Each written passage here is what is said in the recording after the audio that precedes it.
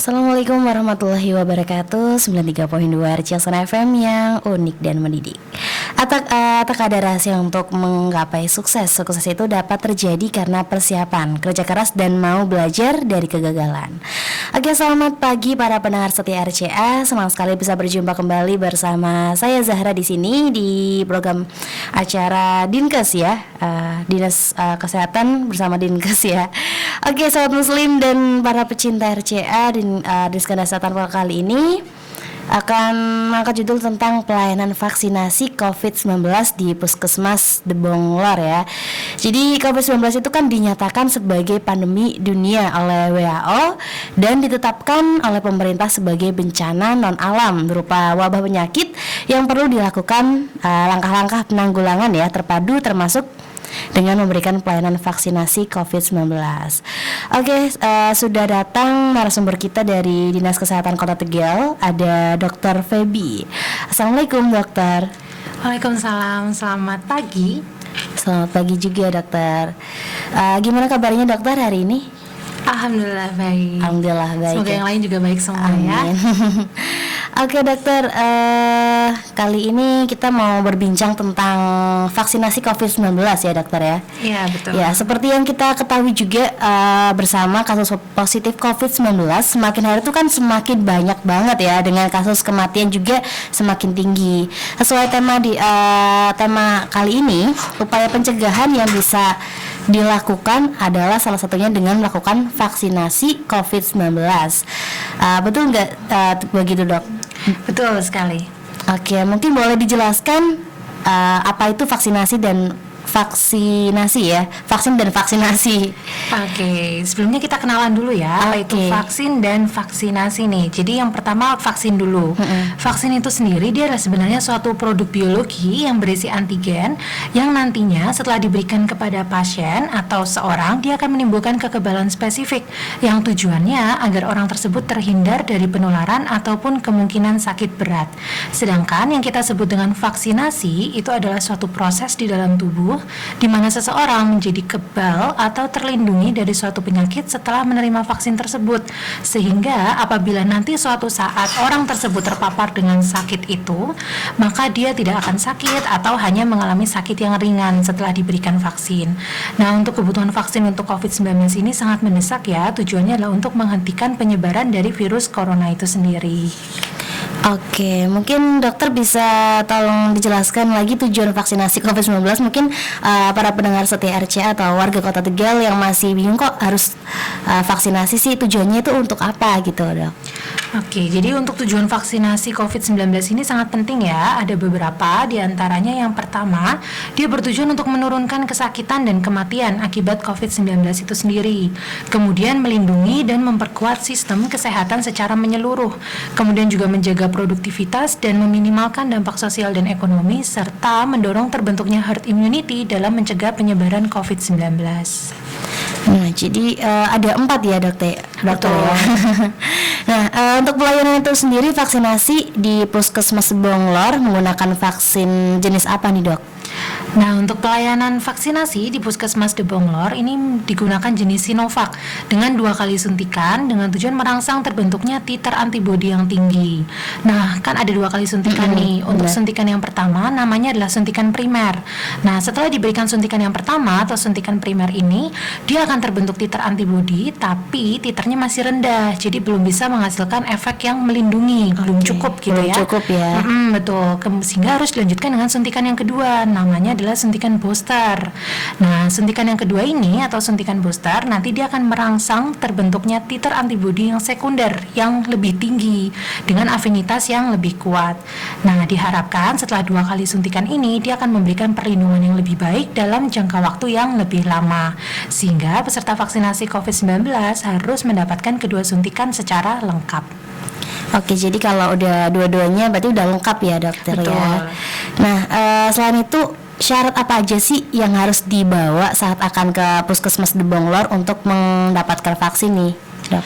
Oh ya, untuk syaratnya mudah ya. Untuk peserta vaksinasi lansia atau lanjut usia ataupun masyarakat umum, syarat utamanya adalah warga ber-KTP Kota Tegal.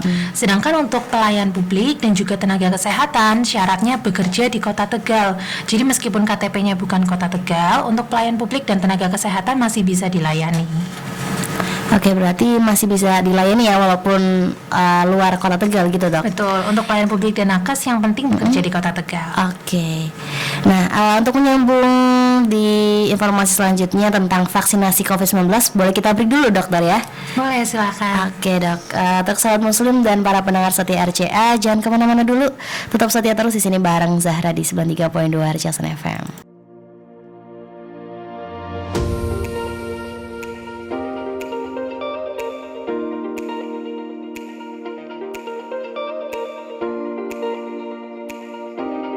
SMK Ihsaniyah, institusi pendidikan yang beralamat di Jalan Subodro nomor 14, Kelurahan Slerok, Kecamatan Tegal Timur, Kota Tegal. Berdiri sejak tahun 2011, merupakan salah satu unit pendidikan terbaru yang didirikan oleh Yayasan Perguruan Ihsaniyah. Didirikan sebagai bentuk pengabdian Yayasan Perguruan Ihsaniyah terhadap masyarakat. SMK Ihsaniyah selalu mengedepankan karakter. Diawali dari suri tauladan gurunya yang selalu hadir menyambut peserta didik, dan profesionalitas gurunya dalam mengajar di kelas. Dilengkapi dengan fasilitas yang memadai seperti ruang perpustakaan dan ruang baca yang representatif yang mampu menghidupkan proses KBM untuk menunjang pembelajaran. Sebagai institusi pendidikan yang berbasis religi, SMK Ihsaniyah berhasil mencetak siswa-siswinya menjadi peserta didik yang berkarakter dan disiplin, sopan santun, serta berbudi pekerti luhur. Tidak hanya pembelajaran di kelas, kegiatan ekstrakurikuler pun menjadi magnet bagi seluruh siswa-siswi dalam pengembangan diri. Bekerja sama dengan dunia usaha dan dunia industri dalam kegiatan pembelajaran prakteknya, diantaranya lembaga perbankan semisal Bank Muamalat, Bank BRI Syariah, Kospin Jasa Keuangan Syariah, KJKS Bina Umat Mandiri dan lembaga keuangan yang lain, serta dengan Balai Benih, RCA FM, RCA TV, IHS TV, dan dunia usaha yang lain. SMK Ihsaniyah semakin memantapkan diri, menghasilkan lulusan-lulusan dengan kompetensi kerja yang diakui oleh dunia usaha dan dunia industri. Dalam artian lulusan-lulusan SMK Ihsaniyah berkompetensi dan bisa diterima dunia usaha dan dunia industri. Dalam pembelajaran di sekolah, kami juga sudah melengkapi pengembangan pembelajaran dengan bekerja sama dengan Google Corporation, Microsoft, CSR, dan perlengkapan teknologi pembelajaran yang lain. Tahun ini kami tawarkan 5 jurusan kepada masyarakat. Yang pertama, jurusan perbankan syariah. Yang kedua, jurusan akuntansi keuangan lembaga.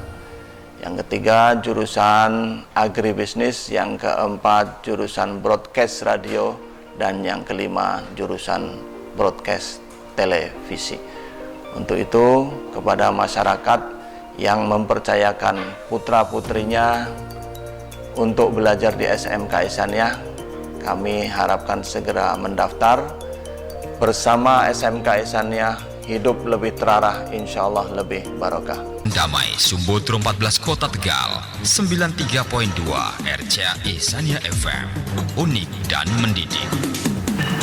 Masih dari kawasan kampus SMK Ihsaniyah Kota Tegal 93.2 RCA FM yang unik dan mendidik.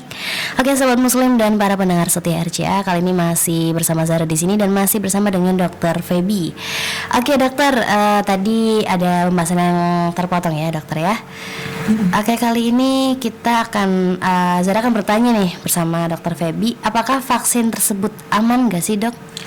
Nah, ini pertanyaan yang sering ditanyakan ya. Jadi terkait keamanannya, pada umumnya semua vaksin ini berpotensi untuk menimbulkan efek samping, baik yang lokal maupun yang sistemik. Dengan derajat yang timbul bisa bervariasi. Nah, sama halnya dengan efek samping pada vaksin-vaksin yang sudah ada dan digunakan sebelumnya. Contohnya kalau anak kecil tuh kan butuh vaksin BCG, DPT, gitu ya. Nah, ini juga sama. Vaksinasi COVID-19 pun dia juga punya efek samping. Nah, hanya saja untuk vaksin COVID-19 secara umum dia tidak menimbulkan efek samping. Nah, bila ada pun reaksinya ringan. Misalnya kalau lokal dia bisa menimbulkan nyeri pada lokasi suntikannya, kemudian bisa juga merah ataupun bengkak. Nah, untuk reaksi sistemik bisa juga nanti setelah divaksin mengalami demam, nyeri otot, nyeri sendi, badan lemas dan juga sakit kepala. Reaksi lain bisa juga menimbulkan alergi, urtikaria, kemudian anafilaksis, bahkan pingsan. Nah, tapi nggak perlu khawatir karena petugas kesehatan akan segera memberikan penanganan apabila muncul salah satu efek samping tersebut. Sedangkan apabila setelah divaksin kok muncul reaksi lokal nih, seperti tadi nyeri, merah, bengkak gitu ya. Nah, penerima vaksin bisa melakukan kompres dingin dan juga minum paracetamol. Oke, berarti minum obat ya, dokter ya? Iya, betul, untuk mengurangi keluhannya ya. Oke, mungkin bisa terjawab ya untuk para pendengar setia RCA. Jadi nggak usah takut ya, Dok ya, buat divaksin ya. Untuk selanjutnya, kapan sih waktu pelaksanaan vaksinasi itu tersebut, Dok? Nah, untuk waktu pelaksanaannya sendiri, dia terbagi dalam beberapa tahapan, mempertimbangkan ketersediaan vaksinnya, kemudian waktu kedatangannya, dan juga profil keamanan vaksinnya. Nah, tahapannya dibagi menjadi beberapa. Yang pertama, diberikan kepada semua tenaga kesehatan dulu nih, di seluruh provinsi di Indonesia. Kemudian yang kedua, kepada TNI, Polri, aparat penegak hukum, petugas pelayanan publik yang harus terlibat langsung dalam pelayanan masyarakat, dan juga lansia atau kelompok usia lanjut. Kemudian yang ketiga, diberikan kepada tokoh masyarakat atau tokoh agama, pelaku perekonomian strategis, perangkat daerah kecamatan, desa, kelurahan, hingga RT atau RW.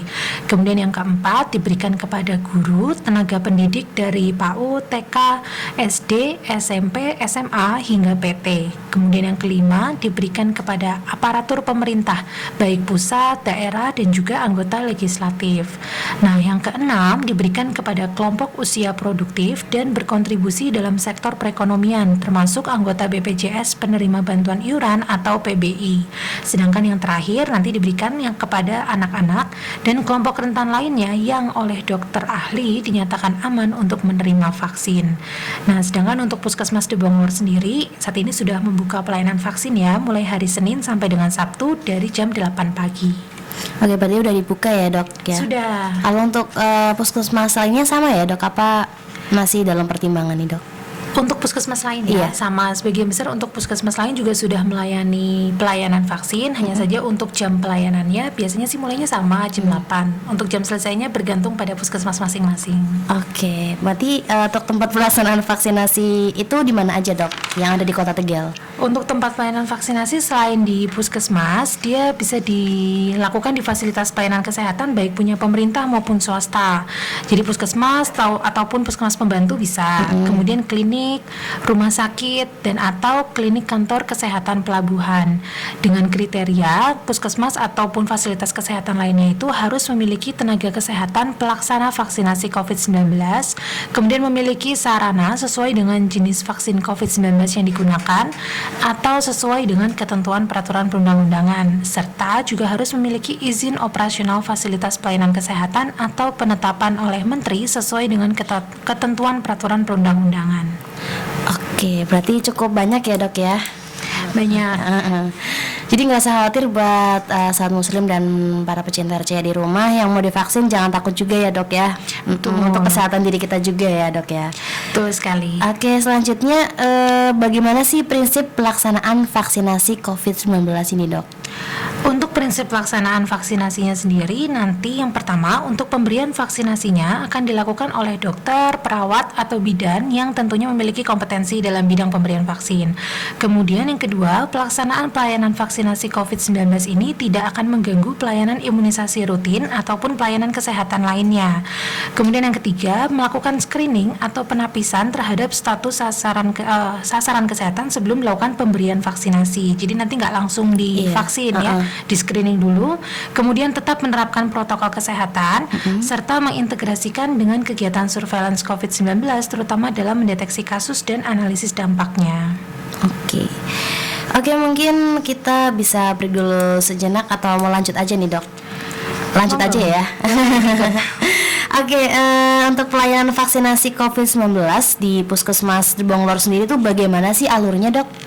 Nah, untuk alurnya, nanti sasaran vaksinasi COVID-19 bisa datang ke puskesmas sesuai dengan jadwal yang ditentukan, mulai jam 8 pagi tadi ya, dengan membawa etiket vaksinasi dan KTP-nya. Nah, setelah datang, nanti di puskesmas ada 4 meja nih, meja 1, meja 2, meja 3, dan meja 4. Setelah datang, sasaran vaksin langsung menuju ke meja 1 atau meja pendaftaran. Nanti di sana, di meja 1 itu, peserta menunjukkan etiketnya dan bukti identitas lain, KTP, untuk verifikasi. Nah, jika identitasnya sudah terverifikasi, maka peserta bisa melanjutkan ke meja 2. Meja 2 sendiri adalah meja screening atau meja penapisan tadi. Jadi di meja ini nanti petugas kesehatan akan melakukan anamnesis dan pemeriksaan fisik sederhana, seperti dicek suhunya, kemudian diperiksa tekanan darahnya untuk melihat bagaimana kondisi kesehatan dan mengidentifikasi ada nggak kondisi penyerta atau komorbid pada sasaran vaksin.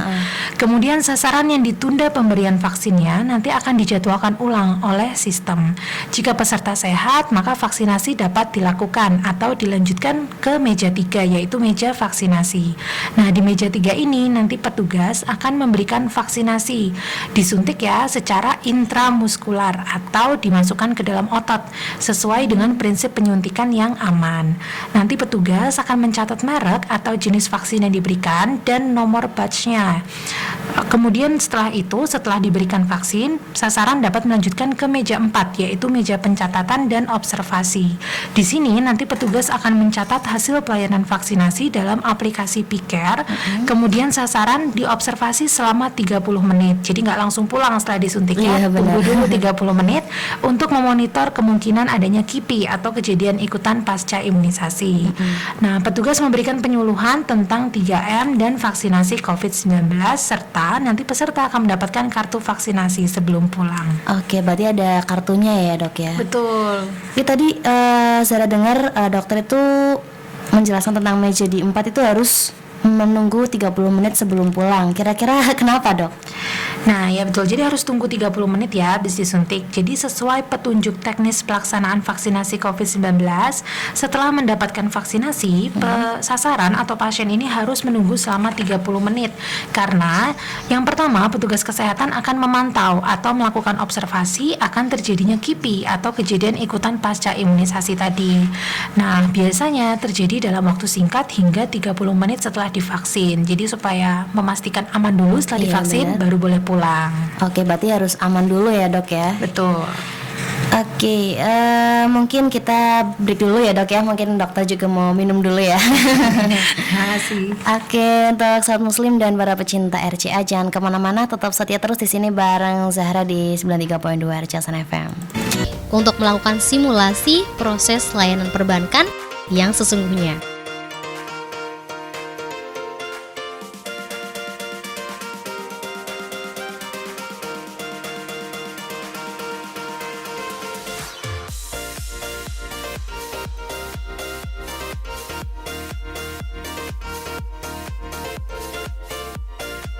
Tidak hanya itu, untuk kompetensi keahlian akuntansi dan keuangan lembaga, kegiatan praktik selalu dilakukan setiap hari, di kelas dan di ruang praktik.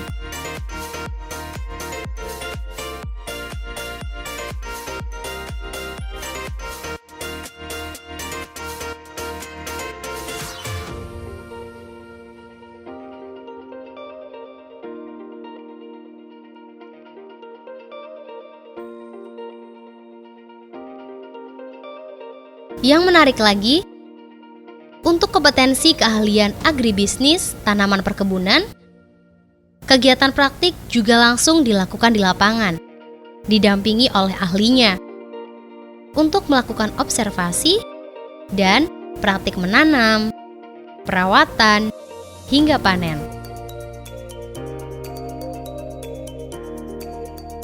Tidak hanya itu, sebagai kompetensi andalan di SMK Ihsaniyah, yaitu produksi dan siaran program radio, siswa-siswinya diterjunkan langsung untuk proses produksi acara radio di studio siar RCA yang menjangkau berbagai kota dan kabupaten. Sebagai modal siar, mereka juga dibekali ilmu reportase untuk menggali informasi dan berita di lapangan secara aktual, sehingga menjadi insan siar yang profesional dan bernilai jual tinggi dan siap kerja di dunia siar.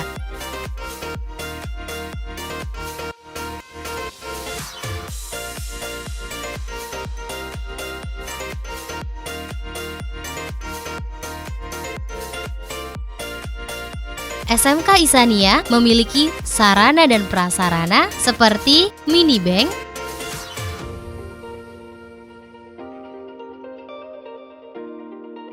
studio TV,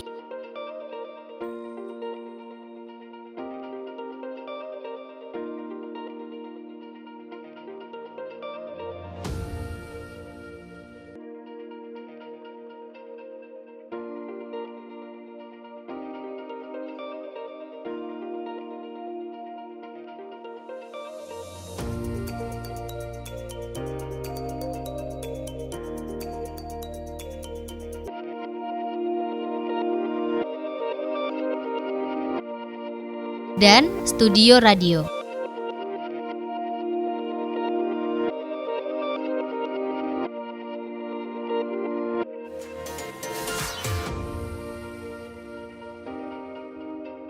Bersama Ihsaniyah, hidup terarah, insya Allah masa depan cerah dan barokah.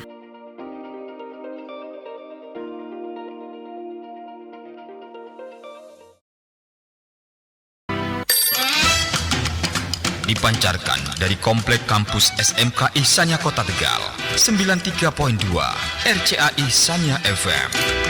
Unik dan mendidik. Masih dari kawasan kampus SMK Ihsaniyah Kota Tegal, 93.2 RCA Ihsaniyah FM yang unik dan mendidik.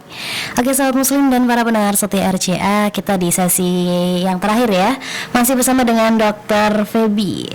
Oke dokter, tadi sudah menjelaskan tentang meja keempat itu apa ya dokter ya? Oke, dan tempat vaksinasi juga udah dijelasin juga ya dokter ya. Nah, kali ini Zara mau bertanya bagaimana pelayanan vaksinasi COVID-19 pada kelompok lansia, komorbid, penyintas COVID-19 dan sasaran tunda nih dok. Oke, ini pertanyaan yang banyak menimbulkan kekhawatiran. Iya benar, Iya. karena kok lansia bisa dapat gitu ya? Iya betul, coba kita bahas satu-satu ya. Oke. Yang pertama tentang kelompok lansia dulu nih. Jadi kelompok lansia itu atau kelompok lanjut usia, yaitu kelompok orang-orang yang berusia di atas 60 tahun gitu ya. Jadi 60 tahun ke atas masuknya adalah kelompok lansia. Iya. Nah saat ini kelompok lansia sudah boleh mendapatkan vaksinasi. Nanti kelompok lansia ini akan diberikan 2 dosis. Bedanya adalah kalau populasi umum 2 dosis ini diberikan dengan interval 14 hari. Sedangkan kalau pada kelompok lansia intervalnya lebih lama, 28 hari. Kemudian untuk kelompok yang kedua yaitu kelompok komorbid. Nah artinya adalah orang-orang atau sasaran vaksin yang memiliki penyakit penyerta. Contohnya hipertensi, darah tinggi gitu ya. Iya. Nah, orang dengan darah tinggi dia dapat diberikan vaksin kecuali jika pada saat nanti diperiksa tekanan darahnya di atas 180/100. Nah, kalau 180/100 ke atas berarti ditunda dulu nanti untuk vaksinnya. Dan pengukuran tekanan darah sebaiknya dilakukan sebelum meja screening atau meja 2 tadi. Kemudian untuk komorbid lain yang banyak dijumpai, diabetes atau kencing manis.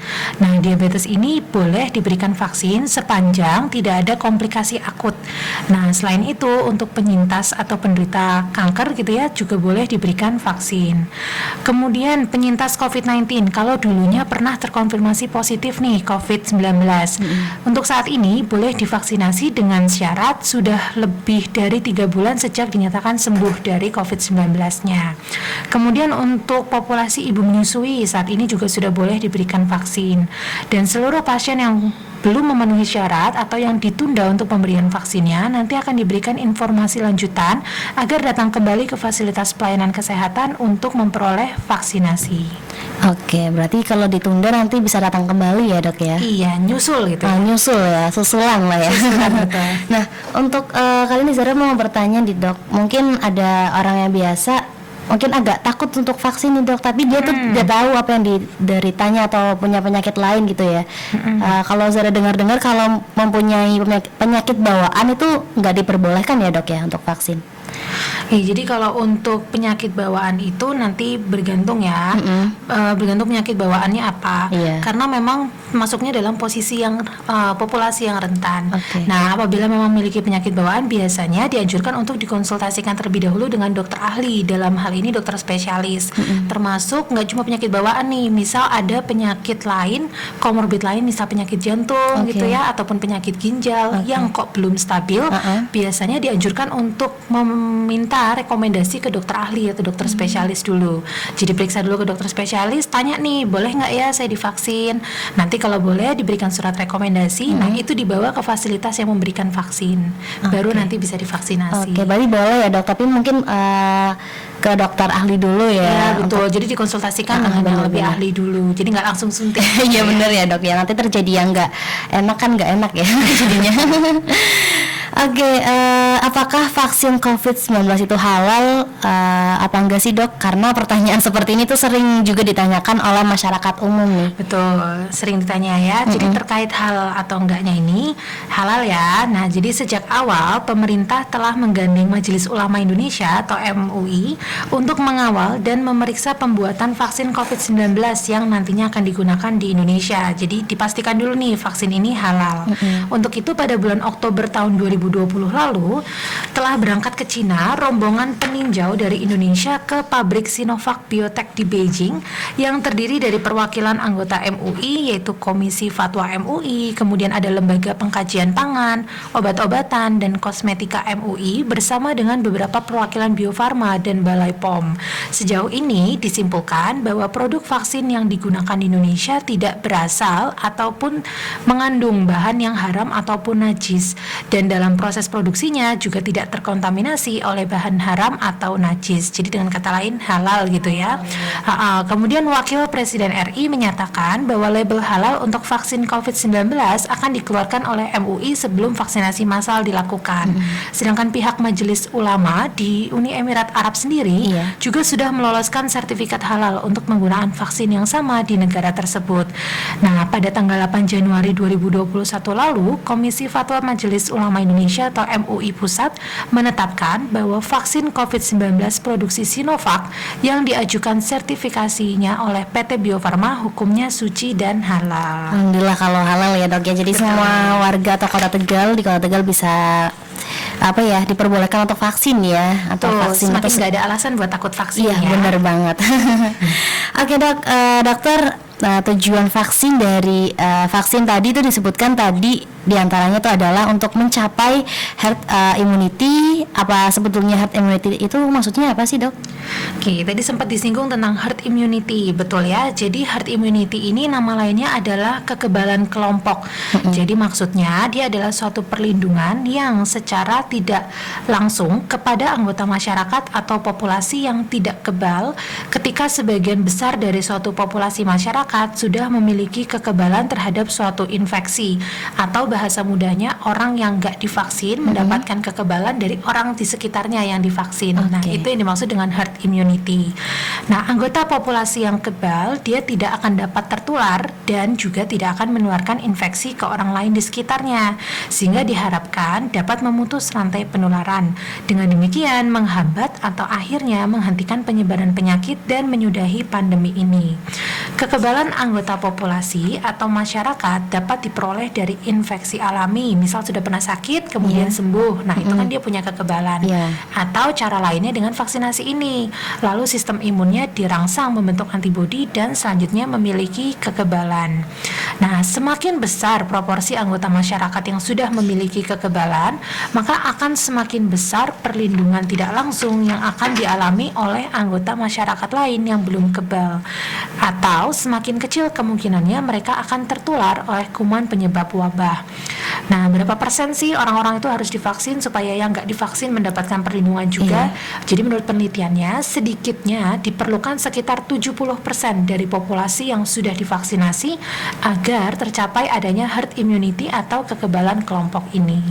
Oke, mungkin sedikit paham lah ya dokter ya. Oke, pertanyaan yang terakhir nih dok. Nah, mungkin ada himbauan ya, apa himbauan yang bisa diberikan untuk masyarakat Kota Tegal dan sekitarnya? Oke, kepada seluruh masyarakat, jadi himbauannya ya, yang pertama dan yang penting adalah bahwa pandemi COVID-19 saat ini masih belum berakhir. Nah, hingga saat ini pun belum ada satupun obat-obatan yang terbukti efektif untuk menanggulangi pandemi COVID-19 ini. Nah, sembuh tidaknya pasien COVID-19 akan ditentukan oleh kualitas sistem imun atau sistem daya tahan tubuh pasien tersebut, serta ada tidaknya penyakit penyerta atau komorbid tadi. Karena itu, selain menjalani 3M, yaitu memakai masker, mencuci tangan dengan sabun, menjaga jarak, dan menghindari kerumunan, vaksin merupakan tumpuan harapan untuk memutus mata rantai penularan COVID-19 ini, sehingga pandemi ini bisa segera berakhir. Kemudian seperti yang tadi sudah dibicarakan, vaksin COVID-19 ini aman dan juga halal. Jadi jangan takut ataupun khawatir gitu ya. Tuh, nah, untuk masyarakat, apabila ada informasi yang membingungkan terkait vaksin COVID-19 sendiri, silahkan datang atau menghubungi puskesmas agar nggak terkena berita bohong atau berita hoax ya, benar banget. Ini yang rentan banget ya di pandemi kayak gini ya dok ya. Betul, jadi lebih baik ditanyakan secara langsung. Oke, mungkin tadi informasinya udah cukup banyak ya selama 1 jam ini ya dok ya. Semoga saja sih bermanfaat ya dok ya. Oke, semoga membantu ya. Oke, terima kasih Dokter Feby. Semoga apa yang disampaikan bisa bermanfaat. Selamat pagi, selamat bertugas juga ya dokter ya. Selamat pagi, terima kasih. Oke, sama-sama. Oke, untuk sahabat muslim dan para pecinta RCA, sudah Anda ikutin dari tadi ya jam 9 sampai ini di penghujung acara hampir jam 10 pagi Dinkes bersama dengan Dokter Feby. Dan untuk para pecinta RCA jangan kemana-mana karena saya ini masih ada program acara Ihsaniyah Kelas On Air yang akan dibawakan oleh rekan penyiar Intan. Dan waktu untuk saya pamit undur diri. Wassalamualaikum warahmatullahi wabarakatuh. RCA Ihsaniyah FM lebih dari yang biasa. See you next time. Dadah.